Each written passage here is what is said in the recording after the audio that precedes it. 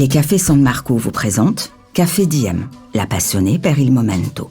Conseils, astuces, anecdotes. Dans ce podcast, Luca Casadei, barista officiel San Marco et double champion de France de la discipline, partage avec vous sa passion du café. Episodio 2. Momento pause café.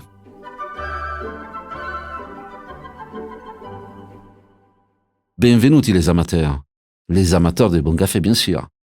Parmi mes moments café préférés, il y a bien entendu le petit déjeuner, mais aussi le café que je prends le midi à la fin de mon repas. Mais ces instants de plaisir ont un grand défaut. Vous ne devinez pas? C'est seulement une fois par jour, alors que la pause café c'est au moins 2 fois, le matin et l'après-midi. Et pour moi, c'est vraiment le minimum. Et quel plaisir de souffler, de discuter de tout et de rien, avec des amis ou des collègues en savourant un bon espresso. Parce que oui, la pause à café, c'est avant tout un moment de partage. Et en Italie, c'est encore souvent au comptoir du bar du coin que ça se passe. On quitte le boulot avec 2-3 collègues, on file au bar, on avale son espresso en 3 gorgées et on revient au bureau.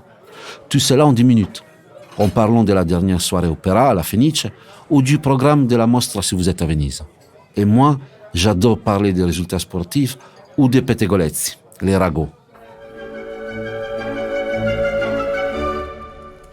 Et vous savez quoi? Il y a une dizaine d'années, une femme politique italienne a voulu interdire la pause café sous prétexte que c'était mauvais pour la productivité. Sacrilège! Tout le monde a crié au scandale et on l'a vite oublié. C'est vrai que si on fait 25 minutes de pause par jour, sur toute une vie professionnelle, on aura passé plus de 6 mois avec une tasse ou un gobelet à la main. Mais d'un autre côté, des études très sérieuses ont expliqué qu'au contraire, la pause à café, c'était indispensable pour bien travailler. Parce que c'est bon pour le cerveau qui a du mal à se concentrer plus d'1 heure et demie et répare avec un petit stimulant. Parce que c'est bon pour le corps, quand on bouge, on diminue le risque d'avoir des problèmes de dos.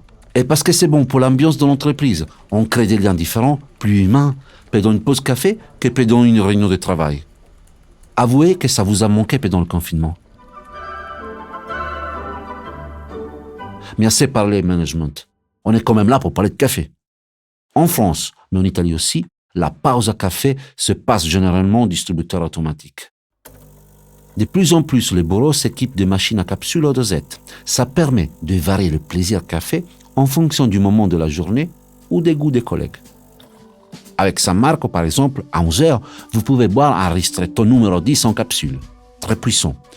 Ou préférez un bio numéro 6 plus doux, légèrement acidulé pour l'après-midi. Ou l'inverse, ou à une autre heure. À vous de choisir. Je vous entends dire d'ici, oui, mais les capsules, c'est mauvais pour la planète. Sachez que chez San Marco, nous sommes sensibles à la protection de notre environnement. Nos capsules sont sans aluminium et conçues à partir de matériaux recyclables, avec un minimum d'emballage. Mais j'entends aussi, oui, j'ai une très bonne oreille, j'entends aussi ce qu'ils disent. Attention, le café de l'après-midi s'empêche de dormir. En réalité, on n'est pas tout égaux face à la caféine. Moi, quand je suis fatigué, café ou pas, je dors. Mais grosso modo, on a l'habitude de dire qu'il faut éviter de boire du café 4 heures avant de se coucher. Et pas plus de 5 ou 6 espressos par jour. Des quantités légèrement dépassées par des artistes comme Beethoven ou Verdi, connus pour leur amour du café. Et je ne parle pas de Balzac, qui buvait environ 50 tasses par jour. Pour terminer cette chronique, et oui, la pause est bientôt terminée, je voudrais vous donner 2 petites astuces pour savourer au mieux ce moment. Tout d'abord, prenez de préférence une petite tasse avec une ouverture serrée et un fond ovoïde. Le café va descendre de façon plus fluide et la créma qui va se former sera plus onctueuse et plus épaisse. C'est important, car c'est la créma qui empêche les arômes du café de s'échapper. Personnellement, j'adore les tasses en verre de Murano, de la créatrice Laura de Santillana.